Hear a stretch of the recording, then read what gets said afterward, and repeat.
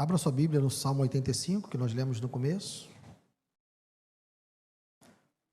A meditação será nele, depois nós vamos participar da mesa. Salmo de número 85.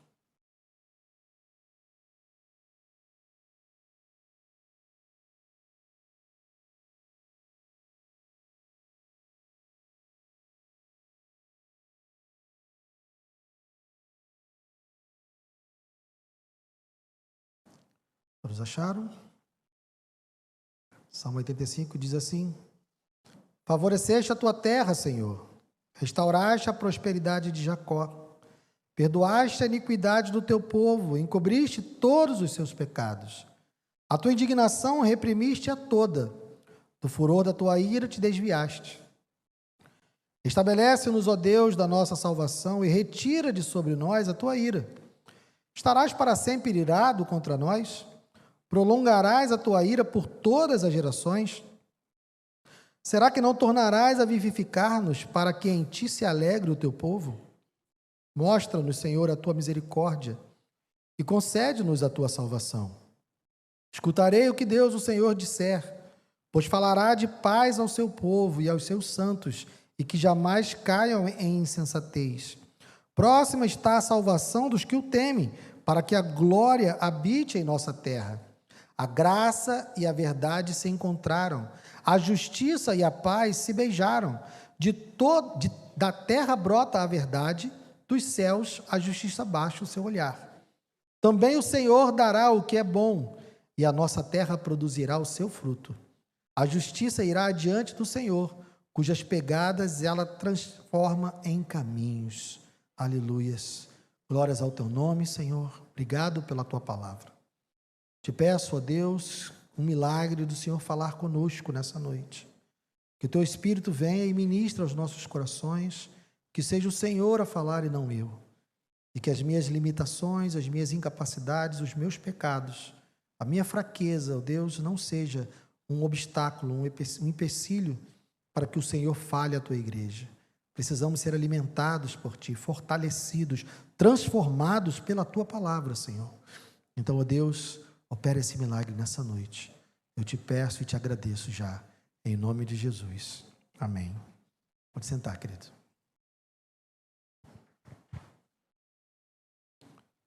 Como eu falei no início, esse salmo ele se divide em 3 partes. Uma fala do passado, uma fala do presente e uma fala de uma expectativa do futuro. Nos versos 1 a 3, o salmista ele está se lembrando de um livramento, ele está se lembrando de algo que Deus já realizou na vida da nação. Ele diz: favoreceste a tua terra, Senhor, restauraste a prosperidade de Jacó, perdoaste a iniquidade do teu povo, encobriste todos os seus pecados, a tua indignação reprimiste a toda, do furor da tua ira te desviaste. A maioria dos estudiosos entendem que esse salmo é um salmo escrito após o retorno do exílio. A nação de Israel havia sido punida por conta dos seus pecados, por conta da sua idolatria, da sua desobediência. Então, o reino do norte, a capital era Samaria, foi completamente devastado. Alguns anos depois, o reino do sul, o reino de Judá, cuja capital era Jerusalém, também foi devastada, e essa população foi levada cativa para a Babilônia, onde eles passaram 70 anos cativos. Só que passados os 70 anos, passou o tempo, Deus então restabelece, por conta do decreto de Ciro, eles começam então a retornar para a terra de Jerusalém, e você pode acompanhar essa história lá dos livros de Esdras e Neemias, a reconstrução dos muros, reconstrução do templo. Então o povo está voltando. Então a tese é de que esse salmista, ele está vivendo num período posterior a esse retorno. E essa primeira parte, ele está se lembrando disso. Nós já fomos punidos, nós estávamos numa grande miséria, nós estávamos cativos em outro país, mas o Senhor favoreceu e restaurou a prosperidade de Jacó. O salmista está se lembrando que, apesar de Deus ter punido a nação, Deus, em algum momento, depois dos 70 anos de cativeiro, Deus então restaura Jacó, leva eles de volta para a terra prometida, e eles estavam lá. Agora, eles têm consciência, veja que no verso 2, eles têm consciência dos seus pecados. Perdoaste a iniquidade de teu povo, encobriste todos os seus pecados. Eles sabiam e eles reconheciam que Deus estava sendo perfeitamente justo na hora de punir. Ele não está colocando aqui em dúvida a justiça de Deus. Ele não está colocando em dúvida o direito que Deus tinha de puni-los. Eles sabiam que eram pecadores, sabiam que tinham agido mal e sabiam que Deus estava sendo justo na sua punição. Mas eles agradecem, eles são gratos a Deus pelo perdão, por Deus ter encobrido esses pecados, enterrado esses pecados e começado a lidar com eles novamente, dando a eles uma nova oportunidade. Então ele está se lembrando disso. O salmista, desses versos 1 a 3, ele está se lembrando desse grande livramento, que pode ser visto ao longo da história de Israel. Esse é só um exemplo, mas pode ser visto ao longo da história de Israel. Quantas e quantas vezes Deus, apesar de punir o povo por conta do seu pecado, Deus se volta para ele e restaura a sua sorte. O livro de Juízes também é um ciclo sem fim de desobediência e de misericórdia de Deus sobre o povo. Mas o salmista está se lembrando, por quê? Porque no tempo presente, que são os versos 4 a 7, ele, apesar de saber que foi restaurado ao seu lugar, que está de volta à terra prometida, está de volta em Jerusalém, ele nesse momento está novamente com a mão de Deus pesando sobre ele. A nação está novamente sob o juízo de Deus. Então ele se lembra do passado, ele se lembra de que Deus já tinha tido misericórdia com eles, mas o momento que eles estão vivendo é um momento de dor. E ele faz então a súplica: restabelece-nos, ó Deus, da nossa salvação. Retira de sobre nós a tua ira. Estarás para sempre irado contra nós? Prolongarás a tua ira por todas as gerações? Será que não tornarás a vivificar-nos para que em ti se alegre o teu povo? Mostra-nos, Senhor, a tua misericórdia e concede-nos a tua salvação. Então, o sentimento que ele está expressando aqui é um sentimento de quem está sem a misericórdia de Deus. É um sentimento de que está debaixo da ira de Deus. Embora ele tenha essa memória, embora ele tenha esse conhecimento de que Deus já os resgatou em outros momentos, que Deus já trouxe livramento para eles em outros momentos, o momento que ele está vivendo agora é um momento de dor. É um momento de sofrimento e é um momento que ele reconhece que a ira de Deus está sobre eles. Ele está vivendo um momento e está achando que está longo. Ele está pedindo a Deus: Senhor, vai ficar irado para sempre conosco? Será que não já passou, não já deu tempo? Não já foi tempo suficiente? Será que já não foi dor suficiente que nós vivemos? Não tem como o Senhor agora nos restaurar novamente? Será que o Senhor não vai nos vivificar de novo? Porque nós queremos nos alegrar. Porque no momento eles não estão alegres. No momento eles estão vivendo uma profunda dor. Por conta de pecados, porque o contexto aqui é de uma nação punida com a ira de Deus. Então ele está clamando pela misericórdia. Ele mais uma vez está dizendo: olha, nós somos pecadores, sim. Nós fizemos o que é mal diante dos teus olhos, mas mostra-nos a tua misericórdia.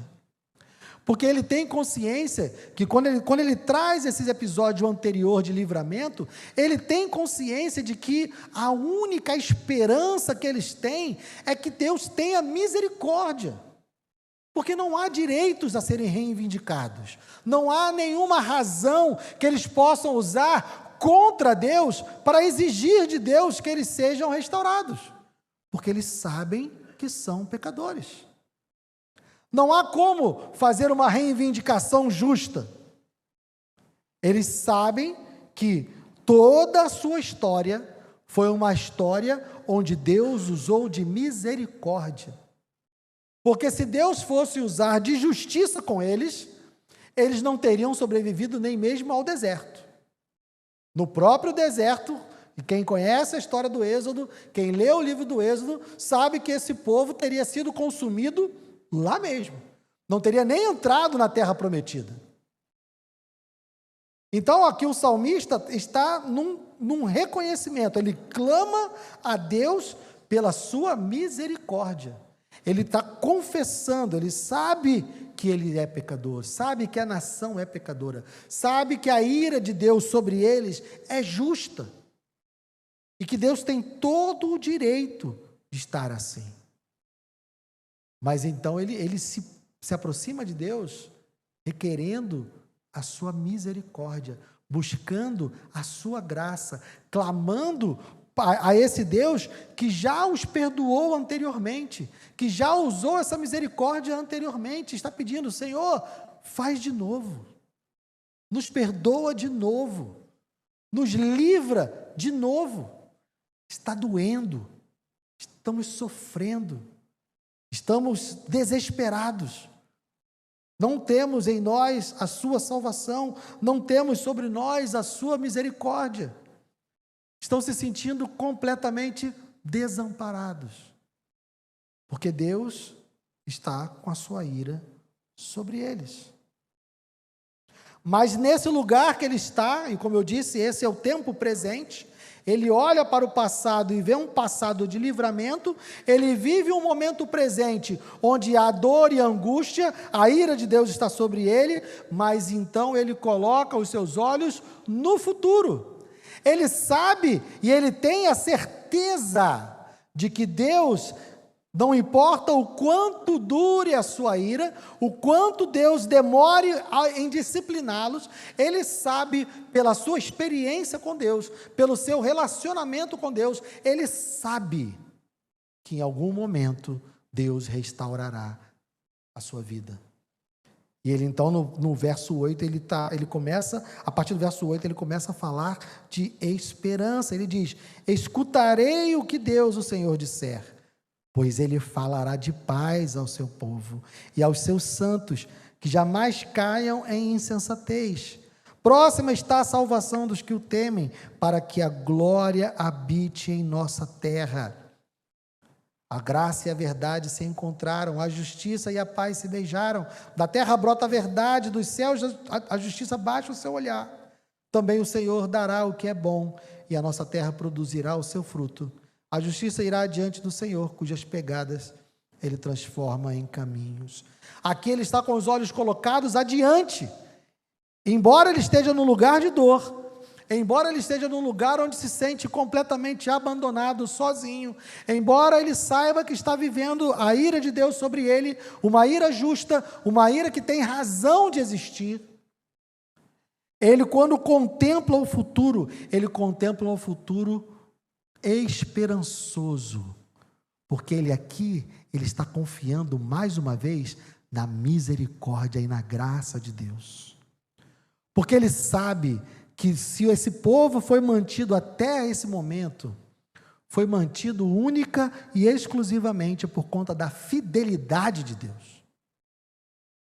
Se dependesse do povo, se dependesse da fidelidade do povo, como eu disse, nem mesmo no deserto eles teriam sobrevivido.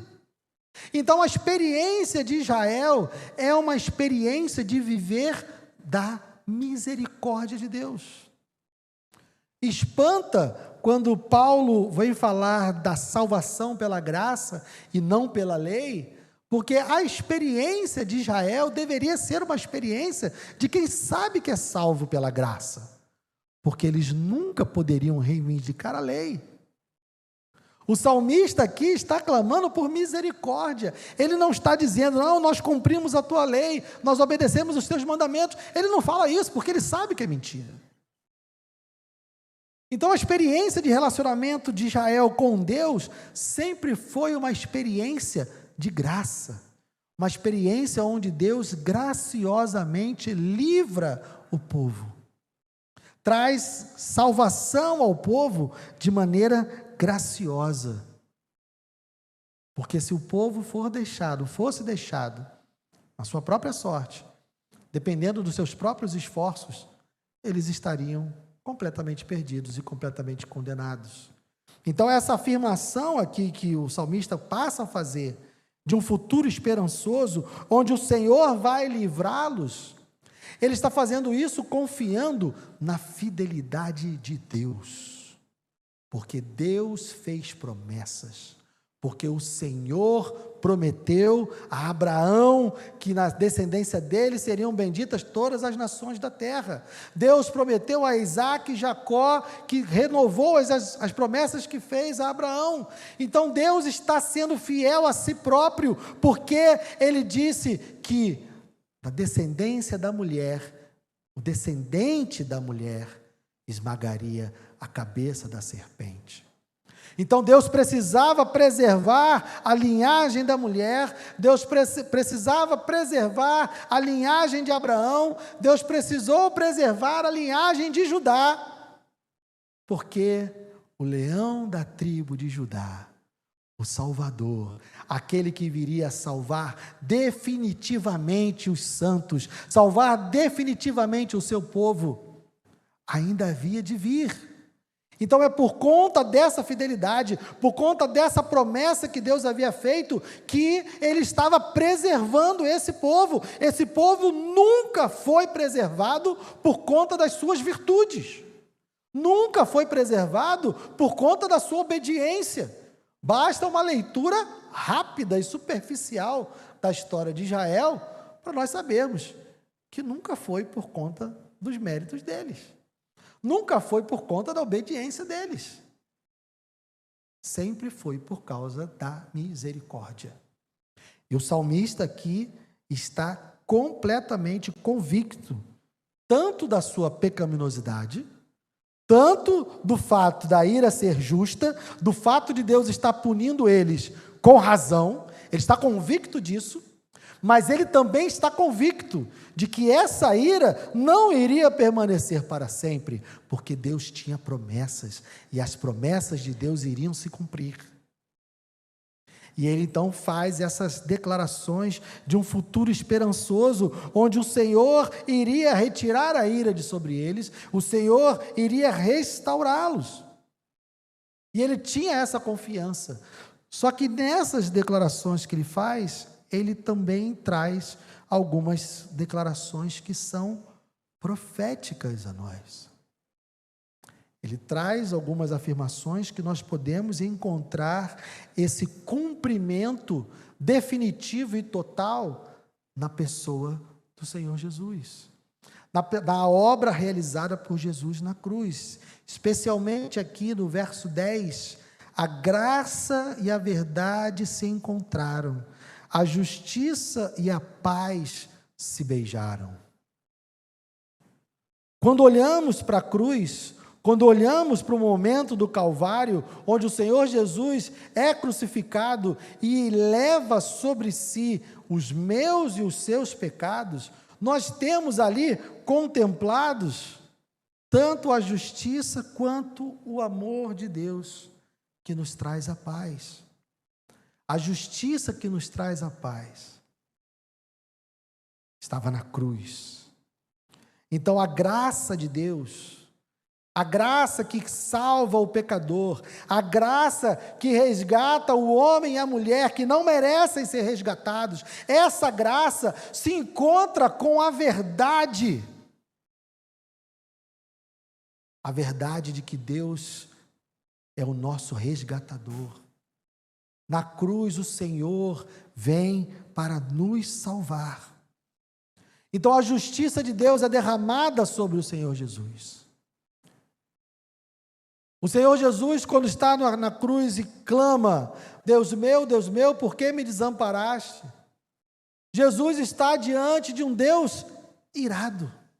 Essa ira que o salmista descreve aqui, essa ira que o salmista está sofrendo e declarando sofrer, angustiado, essa ira foi derramada sobre o Senhor Jesus na cruz. Era essa angústia que estava sobre o Senhor Jesus. A angústia da ira de Deus, o cálice da ira de Deus, o vinho espumoso que Deus tem para os ímpios, foi sorvido até a última gota pelo Senhor Jesus na cruz. Ele contempla o seu pai irado, a face irada de Deus, recebe sobre si o castigo que era meu e seu e vem sobre ele na cruz. Mas esse castigo é o castigo que nos traz a paz. Então a justiça e a paz se beijam na cruz, porque a justiça de Deus é derramada sobre Cristo para que pudéssemos ter paz com Deus. Nessa visão de esperança que o salmista tem aqui, embora ele estivesse contemplando uma salvação próxima, uma salvação terrena, algo que Deus fosse fazer para tirá-lo daquela situação que ele estava vivendo, ele também acaba profetizando uma salvação muito mais profunda, muito mais permanente do que qualquer um livramento que Deus pudesse dar à nação de Israel. Porque Deus livrou a nação de Israel centenas de vezes. E centenas de vezes essa nação volta-se para o pecado e volta-se para a idolatria. Mas a salvação que está em Cristo Jesus, a aliança que Deus faz em Cristo Jesus, é uma aliança definitiva. Porque é uma aliança onde a nossa parte já foi feita.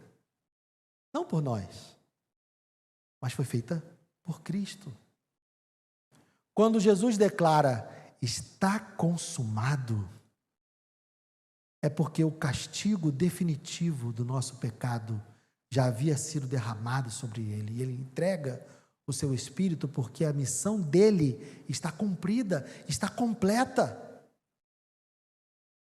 A aliança que há entre nós e Deus, a aliança que é representada pela mesa que nós vamos participar hoje, essa aliança é uma aliança que está garantida por Cristo. É uma aliança que não vai ser quebrada, porque Cristo já cumpriu tudo o que é necessário, Ele já fez tudo o que é necessário. A nossa aliança com Deus não é uma aliança transitória, não é uma aliança imperfeita, como eram as alianças do passado, que eram sombras da aliança definitiva que viria em Cristo Jesus. A aliança que nós temos em Cristo é uma aliança perfeita, inquebrável, incorruptível. É nele que todos os nossos pecados são perdoados.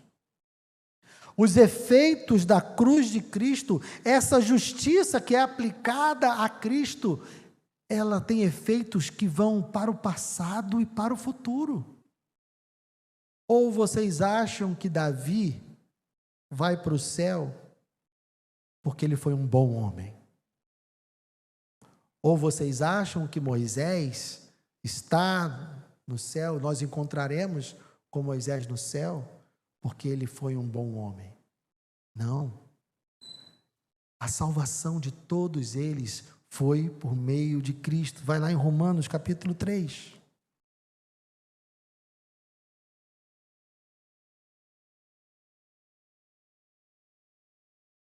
Romanos capítulo 3.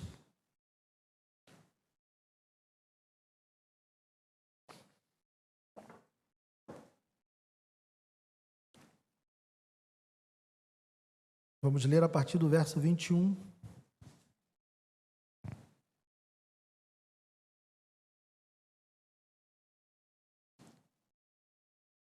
Romanos capítulo 3, a partir do 21.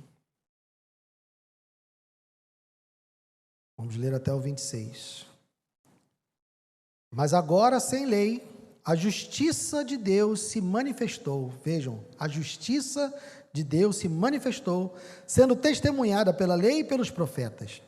É a justiça de Deus mediante a fé em Jesus Cristo, para todos e sobre todos os que creem, porque não há distinção, pois todos pecaram e carecem da glória de Deus, sendo justificados gratuitamente por sua graça, mediante a redenção que há em quem?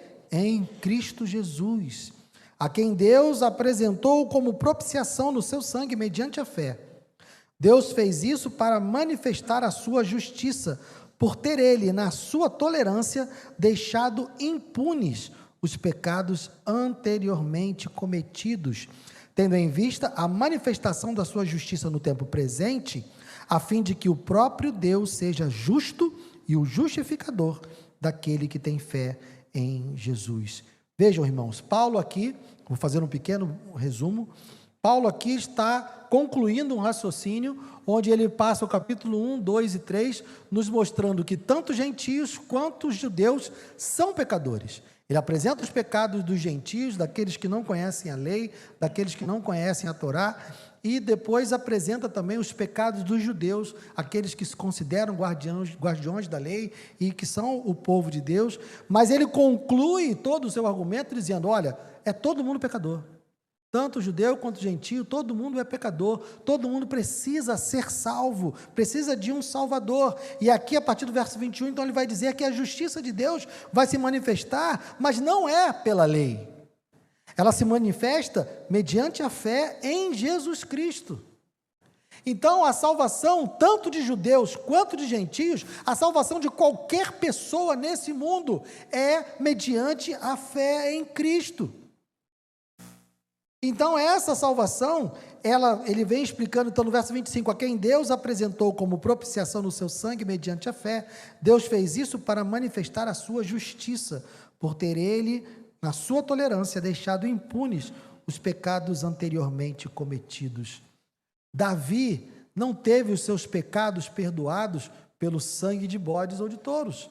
Davi sabia disso. Se você for ler o Salmo 51, o Salmo 32, você vai ver que Davi declara que holocaustos tu não requeres.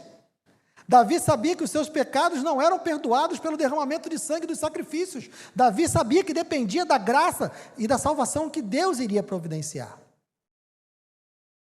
Hebreus também nos informa que Moisés foi salvo pela expectativa do Messias. Ele rejeita os deuses do Egito, rejeita os luxos do Egito na esperança, na expectativa do Messias. Então, tanto Moisés quanto Davi e quanto qualquer cidadão do povo de Deus que tinha esperança na salvação que Deus iria providenciar, eles foram salvos pela obra da cruz. Davi foi salvo pela obra da cruz. Os seus pecados foram pagos na cruz. Os pecados de Moisés foram pagos na cruz, os pecados de Davi foram pagos na cruz, o meu pecado foi pago na cruz, o seu pecado foi pago na cruz, todos eles foram pagos na cruz. Então, a cruz de Cristo, ela tem poder, o sangue de Cristo tem poder para perdoar todos os nossos pecados passados, presentes e futuros. Os pecados que eu não sei ainda que vou cometer, os pecados que você não sabe ainda que vai cometer, eles foram derramados sobre Cristo na cruz do Calvário. E toda vez que eu falo isso, e tem alguém sempre que vai dizer, e talvez tenha alguns entre vocês pensando, bom, Guilherme, então se é assim, eu posso viver da maneira que eu quiser, eu posso fazer o que eu quiser, porque todos os meus pecados estão perdoados. Se você pensa desse jeito, meu querido, é porque o seu coração ainda é um coração de pedra, você ainda não está em aliança com o Senhor. Porque aquele que está em aliança com o Senhor, quando percebe essa verdade, quando tem essa verdade revelada, de que todos os seus pecados passados, presentes e futuros estão perdoados pela obra da cruz, a reação de um filho de Deus é de total gratidão, é de total entrega, é de total obediência, não para alcançar algo de Deus, mas o filho de Deus, ele quer obedecer a Deus em gratidão por tudo aquilo que esse Deus já realizou por ele.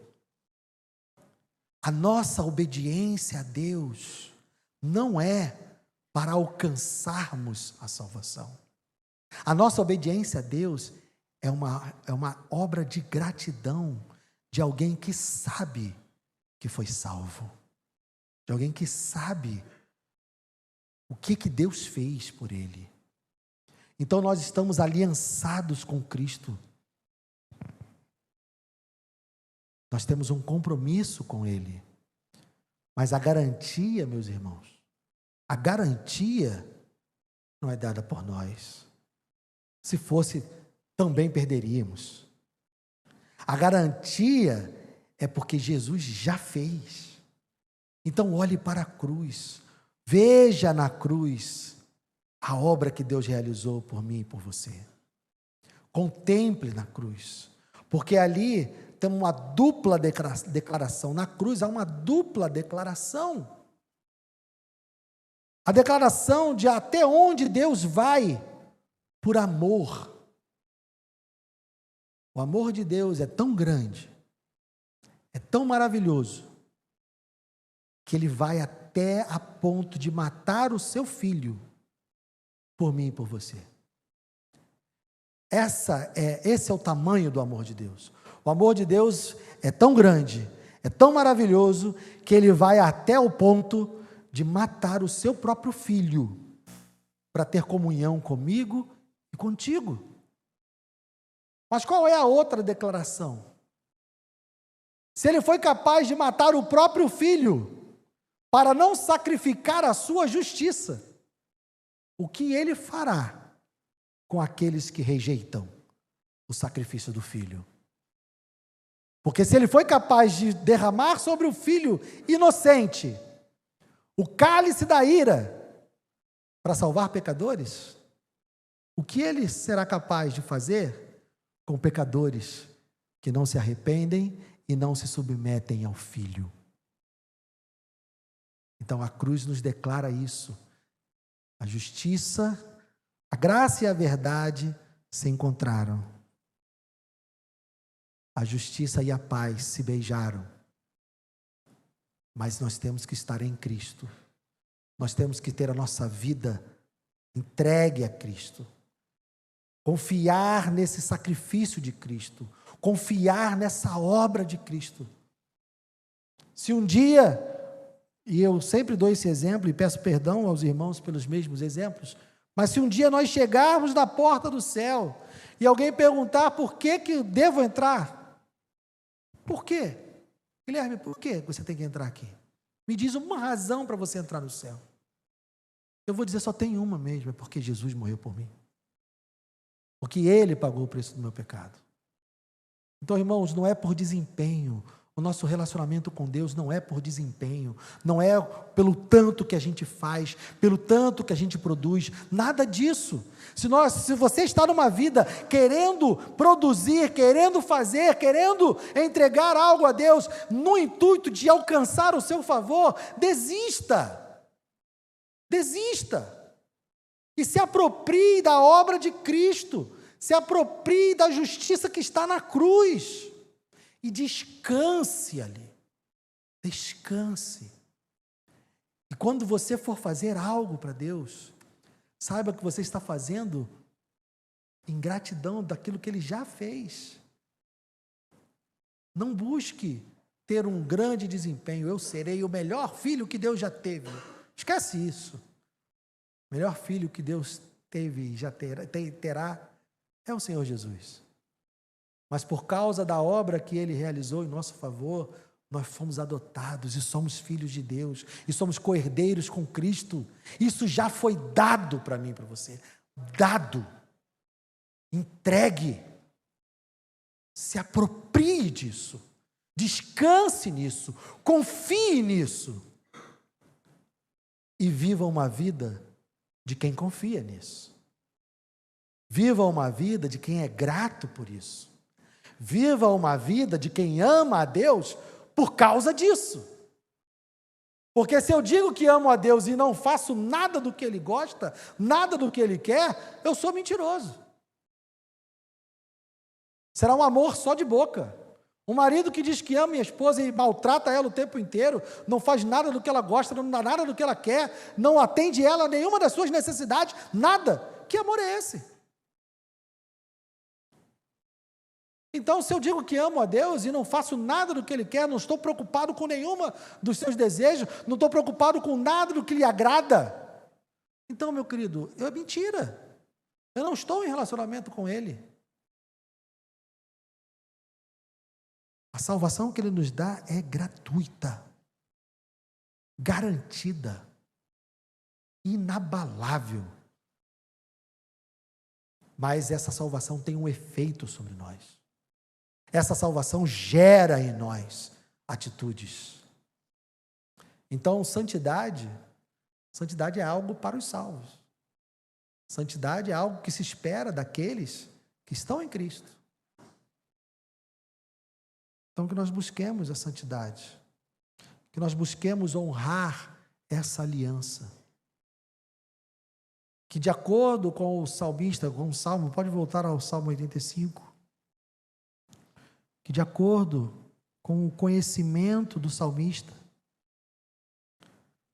como nós vimos, o salmista não está reivindicando de Deus direitos. O salmista não entende que Deus tenha alguma obrigação com ele.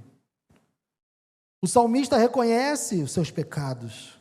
O salmista confessa que Deus, na sua graça e na sua misericórdia, encobre os pecados da nação, perdoa, enterra, joga para o esquecimento, porque o salmista aqui ainda não tinha uma ideia completa e perfeita de como esses pecados eram perdoados. Ele sabia que Deus exercia misericórdia sobre ele, mas ele não sabia de que maneira, como. Esse como só é revelado com a vinda de Cristo, com a sua morte na cruz e com a sua ressurreição. É assim que Deus perdoa pecados, punindo o Filho, jogando sobre o Filho. Ele não tinha essa ideia completa, mas na sua inspiração, na inspiração que o Espírito Santo lhe deu, ele já tinha dado uma pequena descrição da obra da cruz. Então o salmista sabia que dependia da graça e da misericórdia de Deus para a sua salvação. Então, se você está aqui nessa noite e ainda não se rendeu, e ainda não entregou a sua vida totalmente ao Senhor Jesus, faça isso hoje, porque essa é a única maneira de ter os seus pecados perdoados, é a única maneira, não há outra maneira, não há outro caminho. Essa é a diferença entre a religião verdadeira e as falsas religiões, porque tem gente que rejeita a palavra religião, né? Eu não gosto de rejeitar essa palavra, é uma palavra que Deus nos dá, porque religião é religar e é ser religado com Deus. Então, religião não é o problema são as falsas religiões. A diferença do cristianismo, que é a religião verdadeira, que verdadeiramente nos liga a Deus, a diferença dela para todas as outras é que essa religião, esse religare, é uma obra exclusiva de Deus. É Ele que realiza em nosso favor.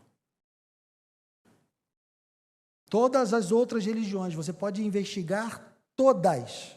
Não importa a origem, não importa. Todas as outras religiões vão demandar do homem, do ser humano, que ele faça algo para merecer a salvação. Que ele faça algo para conquistar a salvação. Você pode ir de um lado a outro do mundo. E todas essas religiões vão dizer que o homem precisa fazer algo para conquistar a sua salvação. Só o cristianismo, só a verdadeira religião que vem de Deus, está dizendo para você: desista. Desista da sua própria justiça. Desista de tentar merecer algo. E receba gratuitamente a salvação que está no Filho.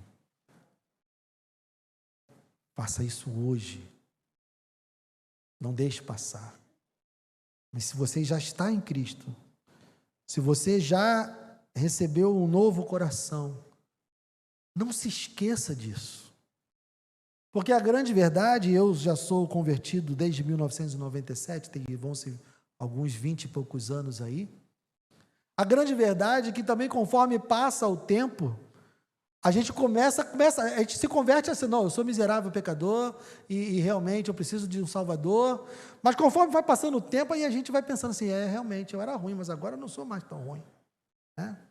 Agora eu já sou um cara bonzinho, agora eu já estou melhor, agora Não, o Guilherme de 97, realmente, o Guilherme de 97 precisava.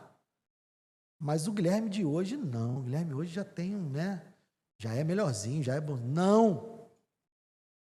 Irmãos, não importa quanto tempo, não importa o quanto a gente trabalhe, não importa o quanto a gente faça, nunca, em nenhum momento, deixe o seu coração te enganar, fazer você pensar que merece algo de Deus. Nunca vamos merecer. Eu sou grato a Deus pela minha salvação, sou grato a Deus porque Ele me salvou, e eu tenho plena certeza que se Ele tirasse de mim o seu Espírito hoje, amanhã eu seria um Guilherme pior do que o de 1997. Se eu estou aqui hoje, eu estou aqui hoje pela graça de Deus. Essa é a razão de você estar aqui hoje também. É a graça de Deus, é a única razão. Lembre-se disso, lembre-se dessa aliança inquebrável. Quando você estiver com o seu cálice, com o seu pão na mão, lembre-se que essa é uma aliança feita por Deus, por nós, para nós. E Ele é o garantidor, Ele é o sustentador dessa aliança. É graça, irmão, unicamente graça. Aleluias. Vamos participar da mesa.